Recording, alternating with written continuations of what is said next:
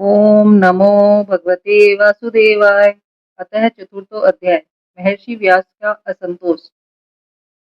व्यास जी कहते हैं, उस दीर्घकालीन सत्र में सम्मिलित हुए मुनियों में विद्या वयोवृद्ध कुलपति ऋग्वेदी सौनक जी ने सुत जी की पूर्वोक्त बात सुनकर उनकी प्रशंसा की और कहा। सौनक जी बोले, सुत जी, आप वक्ताओं में श्रेष्ठ हैं तथा बड़े भाग्यशाली हैं। जो कथा भगवान श्री सुखदेव जी ने कही थी, वही भगवान की पुण्यमयी कथा कृपा करके आप हमें सुनाइए।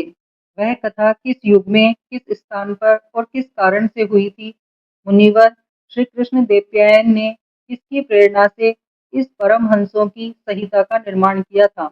उनके पुत्र सुखदेव जी बड़े योगी, समदर्शी, भेदभाव रहित, संसार निद्रा से जगे एवं निरंतर एकमात्र परमात्मा में ही स्थिर रहते हैं। वे छिपे रहने के कारण मूढ़ से प्रतीत होते हैं।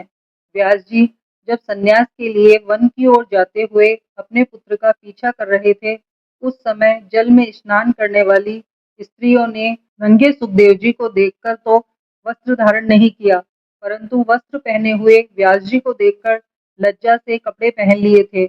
उस आश्चर्य को देखकर जब व्यास जी ने उन स्त्रियों से इसका कारण पूछा, तब उन्होंने उत्तर दिया कि आपकी दृष्टि में तो अभी स्त्री पुरुष का भेद बना हुआ है, परंतु आपके पुत्र की शुद्ध दृष्टि में यह भेद नहीं है। जांगल देश में पहुंचकर हस्तिनापुर में वे पागल, गूंगे तथा जड़ के समान विचरते होंगे। नगर वासियों ने उन्हें कैसे पहचाना? पांडव नंदन राजऋषि परीक्षित का इन मौनी सुखदेव जी के साथ संवाद कैसे हुआ, जिसमें वह भागवत संहिता कही गई। महाभाग, श्री सुखदेव जी तो गृहस्थों के घरों को तीर्थ स्वरूप बना देने के लिए उतनी ही देर उनके दरवाजे पर रहते हैं जितनी देर में एक गाय दुही जाती है। सुत जी, हमने सुना है कि अभिमन्यु नंदन परीक्षित भगवान के बड़े प्रेमी भक्त थे। उनके अत्यंत आश्चर्यमय जन्म और कर्मों का भी वर्णन कीजिए। वे तो पांडव वंश के गौरव बढ़ाने वाले सम्राट थे। वे भला किस कारण से साम्राज्य लक्ष्मी का परित्याग करके गंगा तट पर मृत्यु पर्यंत अनशन का व्रत लेकर बैठे थे? शत्रुघ्न अपने भले के लिए बहुत सा धन लाकर उनके चरण रखने की चौकी को नमस्कार करते थे। वे एक वीर युवक थे। उन्होंने उस दुस्तजय लक्ष्मी को अपने प्राणों के साथ भला क्यों त्याग देने की इच्छा की? जिन लोगों का जीवन भगवान के आश्रित है, वे तो संसार के परम कल्याण, अभ्युदय और समृद्धि के लिए ही जीवन धारण करते हैं। उनमें उनका अपना कोई स्वार्थ नहीं होता। उनका शरीर तो दूसरों के हित के लिए था। उन्होंने विरक्त होकर उसका परित्याग क्यों किया? वेदवाणी को छोड़कर अन्य समस्त शास्त्रों के आप पारदर्शी विद्वान हैं, सुत जी। इसीलिए इस समय जो कुछ हमने आपसे पूछा है, वह सब कृपा करके हमें कहिए।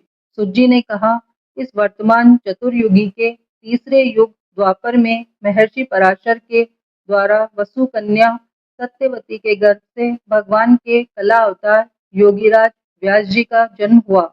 एक दिन वह सूर्योदय के समय सरस्वती के पवित्र जल में स्नान आदि करके एकांत पवित्र स्थान पर बैठे हुए थे। महर्षि भूत और भविष्य को जानते थे। उनकी दृष्टि अचूक थी।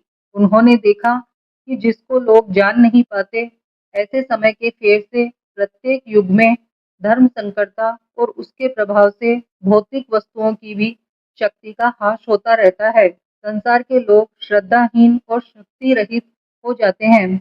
उनकी बुद्धि कर्तव्य का ठीक-ठीक निर्णय नहीं कर पाती है।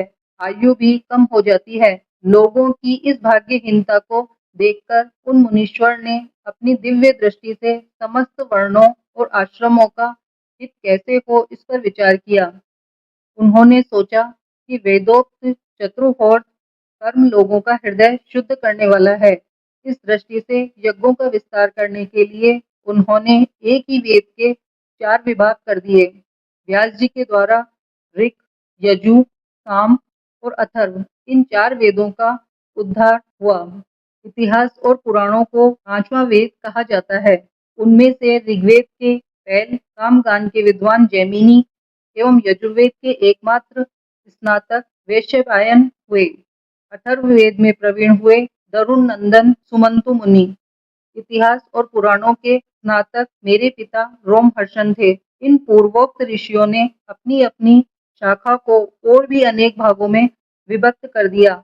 इस प्रकार शिष्य प्रशिष्य और उनके शिष्यों द्वारा वेदों की बहुत सी शाखाएं बन गई।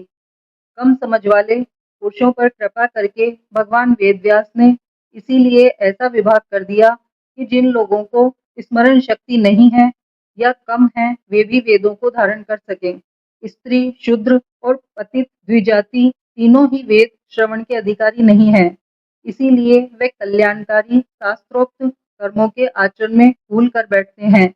अब इसके द्वारा उनका भी कल्याण हो जाए, ये सोचकर महामुनि व्यास जी ने बड़ी कृपा करके महाभारत इतिहास की रचना की। सोनकादि ऋषियों, यद्यपि व्यास जी इस प्रकार अपनी पूरी शक्ति से सदा सर्वदा प्राणियों के कल्याण में ही लगे रहे, तथापि उनके हृदय को संतोष नहीं हुआ।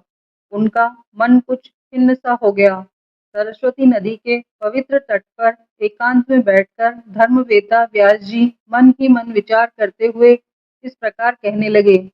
मैंने निष्कपट भाव से ब्रह्मचर्य आदि व्रतों का पालन करते हुए वेद, गुरुजन और अग्रियों का सम्मान किया है तथा उनकी आज्ञा का पालन किया है। महाभारत की रचना के बहाने मैंने वेद के अर्थ को खोल दिया है, जिससे स्त्री, शूद्र आदि भी अपने अपने धर्म कर्म का ज्ञान प्राप्त कर लेते हैं। यद्यपि मैं धर्म तेज से संपन्न एवं समर्थ हूँ, तथापि मेरा हृदय कुछ अपूर्ण काम सा जान पड़ता है। अवश्य ही अब तक मैंने भगवान को प्राप्त कराने वाले धर्मों का प्राय निरूपण नहीं किया है। वे ही धर्म परमहंसों को प्रिय हैं और वे ही भगवान को भी प्रिय हैं।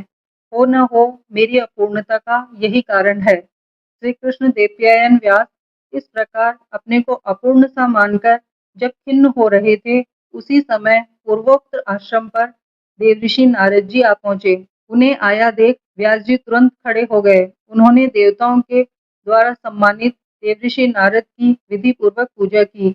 इति श्रीमद्भागवते महापुराणे परमहंस्या संहिताया प्रथम स्कंदे नैमिषोपाख्याने चतुर्थ अध्याय समाप्त।